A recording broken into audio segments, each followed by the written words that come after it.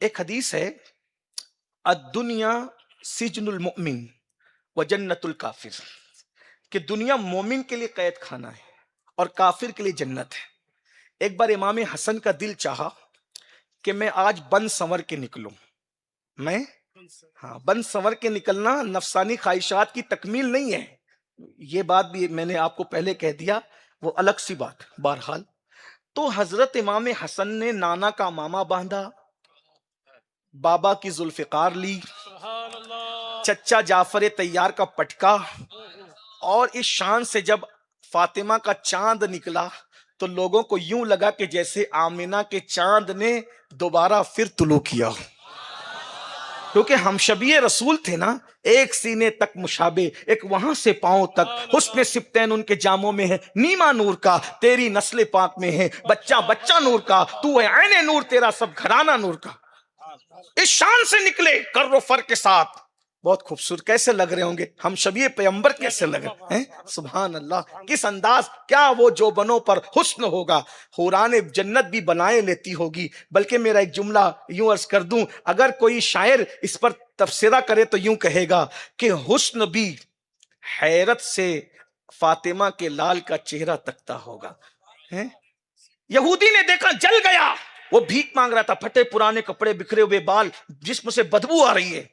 اس نے کہا حسن رکو رکو رکو، کہا تمہارے نانا کی ایک حدیث ہے، سمجھاتے ہوئے جاؤ۔ کہا کیا؟ تمہارے نانا کہتے ہیں الدنیا سجن المومن و جنت الکافر، مومن کے لیے دنیا قید خانہ ہے، کافر کے لیے جنت ہے۔ تو تم کو اس لباس میں دیکھ کے تو ایسا لگ رہا ہے جنت میں تم ہو اور میں قید خانے میں ہوں، اور جبکہ تمہارے نزدیک ہم لوگ کافر ہیں، تو یہ لباس میں، پھٹے پرانے لباس میں اور مصیبت میں تو تم ہونا چاہیے تھا، کیونکہ تمہارے لیے دنیا قید خانہ ہے۔ امام حسن نے کہا تو حدیث سمجھا ہی نہیں، نانا نے سچ کہا لیکن تو سمجھا نہیں۔ کہا کیا؟ کہا جنت میں ہمارے لیے اللہ نے جو نعمتیں تیار کر رکھی ہے نا، ان نعمتوں کے مقابلے میں میرا یہ کر و فر بھی قید خانے کی طرح ہے۔ ہاں، یعنی ہمارا یہ کر و فر، ٹھاٹ باٹ بھی جنت کے مقابلے میں، دنیا میں جو ہم ٹھاٹ باٹ سے جی رہے ہیں، یہ ناز یہ انداز ہمارے نہیں ہوتے، جھولی میں اگر ٹکڑے تمہارے نہیں ہوتے۔ تو یہ کر و فر ہمارا جو تو دیکھ کر کے حیران ہے، اصل میں تجھے جنت کی نعمتیں نہیں پتا۔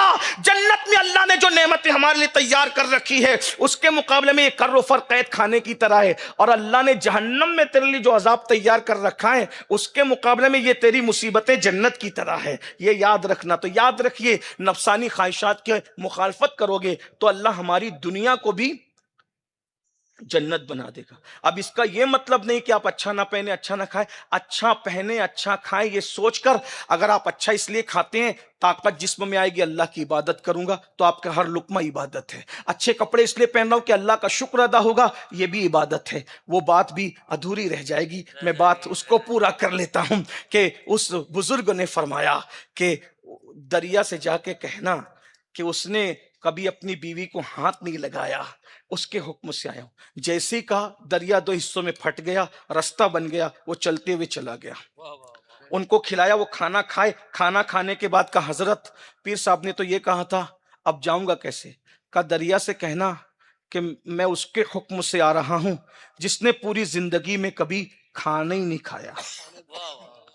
یہ تو اور بڑی بات ہو گئی، آنکھیں پھٹے کی پھٹی رہ گئی۔ کہ یہ پورا کھانا بھی چٹ کر گئے اور کہتے کبھی پر اللہ والوں پہ اعتبار تھا، اعتماد تھا۔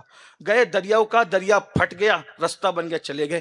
پیر صاحب سے کہا حضرت بات سمجھ میں نہیں آئی، دونوں نے جھوٹ بولا، لیکن حیرت یہ ہے کہ جھوٹوں کی بات دریا نے مانا کیسے؟ مجھے فلسفہ سمجھائیے، اس کا مطلب آپ لوگ جھوٹے نہیں ہو۔ کہا بیٹا لوگ اس لیے بیوی کے قریب جاتے کہ اپنی نفسانی خواہشات کو پورا کریں، ہم کبھی اپنی خواہش سے بیوی کے قریب نہیں گئے، اللہ رسول کا حکم ہے اس نیت سے گئے۔ ہاں یہ ہے۔ اور دوسرا، اس نے جو پورا کھانا کھایا پیٹ بھرنے کے لیے نہیں کھایا، اس نیت سے کھایا کہ طاقت آئے گی تو میں اللہ کی عبادت کروں گا۔ اس نیت سے کھانا بھی عبادت ہے۔ اس نیت سے سونا کہ طاقت آئے گی، فریش ہو جاؤں گا تو 2 رکعت زیادہ پڑھوں گا، تلاوت زیادہ کروں گا۔ اس سے یہ نفسانی خواہشات کی مخالفت۔ اللہ سے دعا ہے اللہ ہمیں توفیق دے۔ رضا نفس دشمن ہے، دم میں نہ آنا، کہاں تم نے دیکھے ہیں چندرانے والے۔ دوران گفتگو کوئی غلطی ہو تو اللہ تعالیٰ معاف کرے۔